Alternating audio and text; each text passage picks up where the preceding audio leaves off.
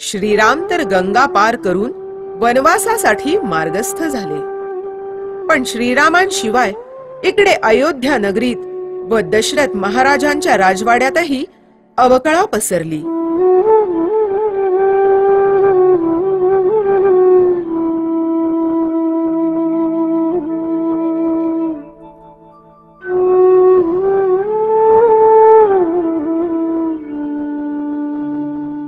राम राम, माझा श्रीराम कुठे आहे? मला तो पुन्हा कधीच दिसणार नाही का? महाराज, असा धीर सोडू नये आपण. श्रावण कुमाराच्या माता पित्यांनी मला दिलेला शाप खरा ठरला. पुत्र वियोगानेच माझा मृत्यू होणार. राम राम राम राम. महाराज,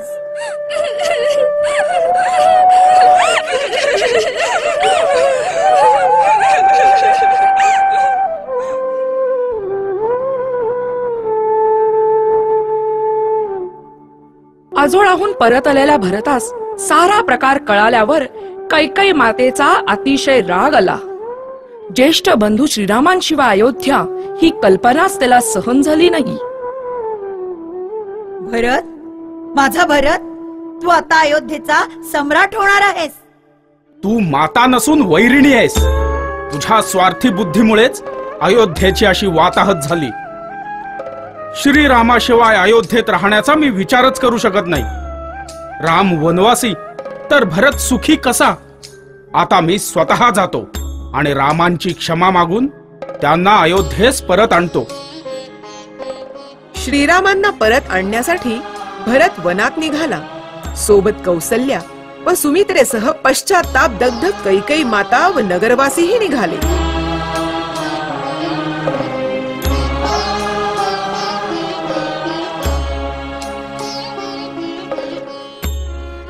दादा,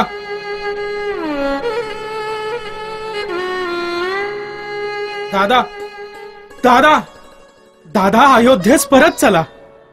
प्रिय भरत, पितृवचन पाळण्यासाठीच मी वनात आलो आहे.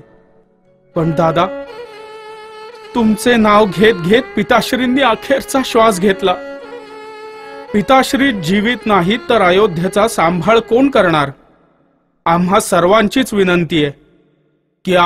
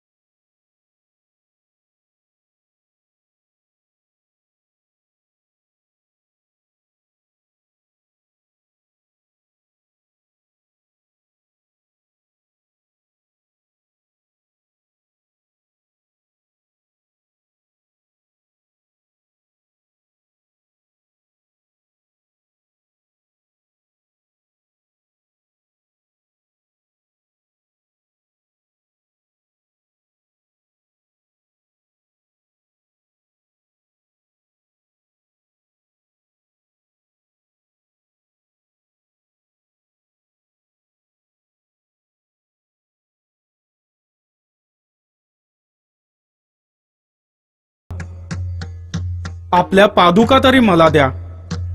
अयोध्येच्या राजसिंहासनावर त्या ठेवून आपल्या नावाने मी राज्य करीन. तुमचे हे राज्य मी ठेव म्हणून सांभाळेन. मीही तुमच्याप्रमाणे जटावल्कले धारण करून कंदमुळे खाऊनच राहीन. ज्या दिवशी 14 वर्षे पूर्ण होतील त्या दिवशी अयोध्येत तुमचे दर्शन झाले नाही तर मी अग्निप्रवेश करेन. आपल्या 3ही मातांची तू नीट काळजी घे आणि कैकई मातेवरही रागावू नकोस. नगरवासियांचा नीट सांभाळ कर.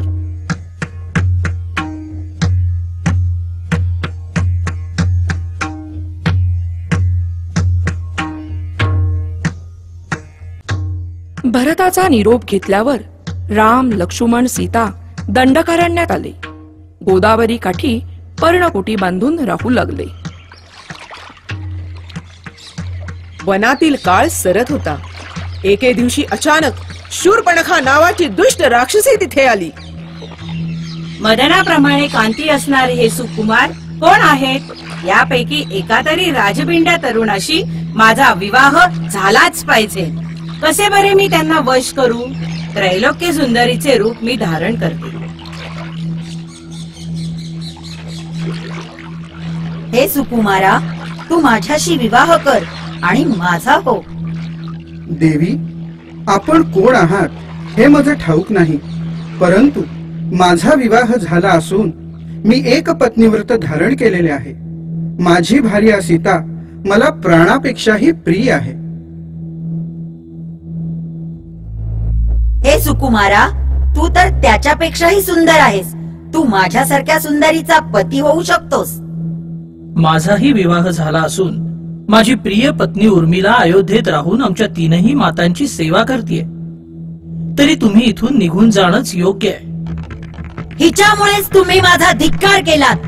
मी हिलाच खाऊन टाकते, म्हणजे आपल्या विवाहातील अडथळाच दूर होईल.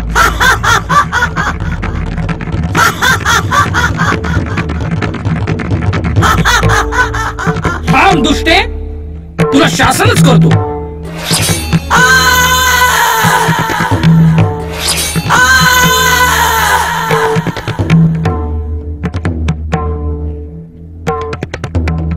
पंचवटीत लक्ष्मणाने विद्रूप केलेली शूर्पणखा आरडत ओरडत आपल्या जनस्थानात खरदूषणाकडे गेली. तिचे सगळे शरीर रक्ताने माखले होते. ती खरदूषणाला म्हणाली, आग लागो तुमच्या पराक्रमाला. तुमच्या या बहिणीची काय अवस्था झाली आहे पहा. तुझी ही अवस्था कोणी केली? शूर्पणखेने राम लक्ष्मणांची सर्व कथा सांगितली. ती ऐकताच अत्यंत बलाढ्य अशा 14 राक्षसांना व सैन्याला खराने आज्ञा केली. तुम्ही ताबडतोब जाऊन त्या मानवांचा संहार करा व सूड घ्या. त्यांच्या स्त्रीलाही ठार करा. 14 बलाढ्य राक्षस व सैन्य शस्त्रे घेऊन पंचवटीत गेली.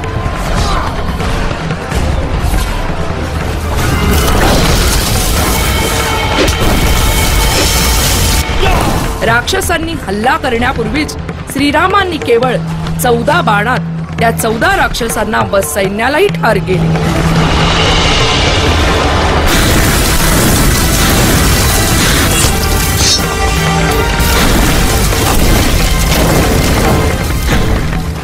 खरदूषणाचा हा पराभव पाहून भयकंपित झालेली, विरूप झालेली शूर्पणखा लंकाधिपती रावणाच्या दरबारात येऊन सांगू लागली, हे लंकाधिपती, तुझ्या बहिणीला विरूप करणाऱ्या, तुझ्या कीर्तीला काळीमा लावणाऱ्या त्या दशरथ पुत्रांचा सूड घे. जनक नंदिनीला पळवून आण. सूड घे, सूड घे. विरूप झाली शूर्पणखा ही दाशरथीची कीर्ती. सूड घे त्याचा लंकापती, सूड घे त्याचा लंकापती. कसले करसी राज रावणा, कसले जनपालन. श्रीरामाने पूर्ण जिंकिले तुझे दंडकावन. सत्ता धातुत नाही तरीही कर्तव्याची स्मृती. सूड घे त्याचा लंकापती, सूड घे त्याचा लंकापती.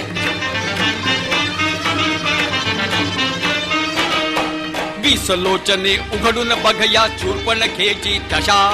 श्रीरामाच्या पराक्रमाने कंपित नाही दिशा तुझे गुप्तचर येऊन नचका वार्ता ही सांगती सूड घे त्याचा लंकापती सूड घे त्याचा लंकापती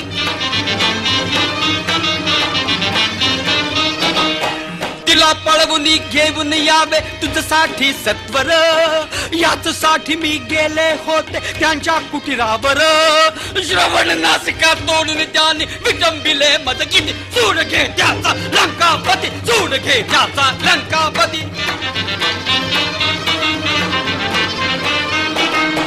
जा सत्वर जा ठार मारते बंधू दोघे जण हसली मजती जनक कन्यका येई तिच घेऊन माझ्या समते तव सत्तेची विटंबिती आकृती सूड घे त्याचा लंकापती सूड घे त्याचा लंकापती सूड घे त्याचा लंकापती सूड घे त्याचा लंकापती सूड घे त्याचा लंकापती सूड घे त्याचा लंकापती